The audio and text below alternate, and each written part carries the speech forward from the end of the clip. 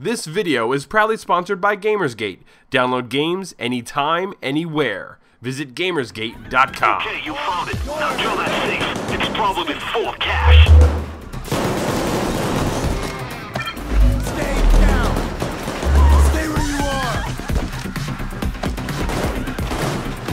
Stay down! Stay down! Don't move!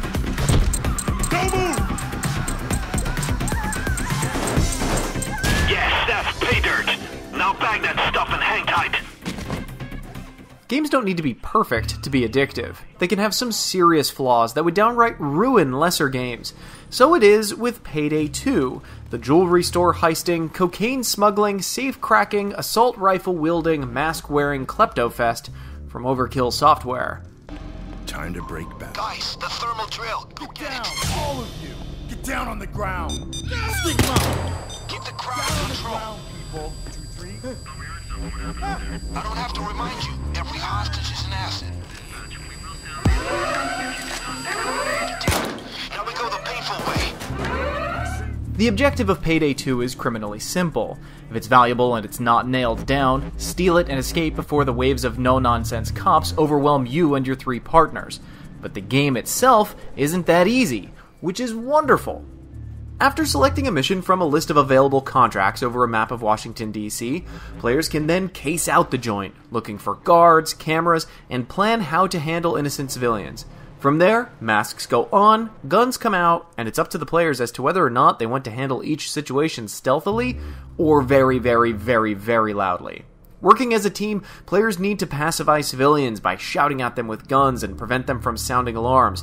If a heist is handled silently, a good case can be accomplished within minutes without the police ever knowing. But more often than not, something goes wrong. Someone on the street sees the crime taking place, a silent alarm is tripped, someone walked under a surveillance camera, or maybe you just don't care and you go into the situation masks on, guns blazing. Then the cops show up. Working with limited ammunition and health, players need to defend against the exponentially difficult waves of police, FBI, and SWAT teams as you crack safes, empty vaults, cuff civilians, wait for the escape vehicle to arrive, and then fight your way through. It is as though the movie Heat and the game Left 4 Dead had a baby. At the end of each level, if you're successful, you're awarded skill points that can be spent into 4 different classes, with 3 different skill trees apiece. New skills include the ability to mold C4 to blow open doors and safes, carry more weight without slowing down, shout down law enforcement, place sentry guns, jam surveillance equipment, and more. Cash is awarded based on the mission difficulty, and how much you manage to carry off on your back. It can be spent on purchasing new weapons and upgrades, and each player is awarded with 1 random item, whether that be a new mask or mask customization, a new weapon upgrade, or a cash bonus. Players can craft their own unique guns and masks, all of which is safe to put on display at your own personal hideout. The game touts 30 different heists, some of which span across multiple missions, and most of which can be executed stealthily with the right group. Simply put, Payday 2 is like little else on the market, and makes for a remarkable 4-player cooperative, high-energy experience. With the unlockable skills and customizable classes, weapons, and masks, it also gets very addictive.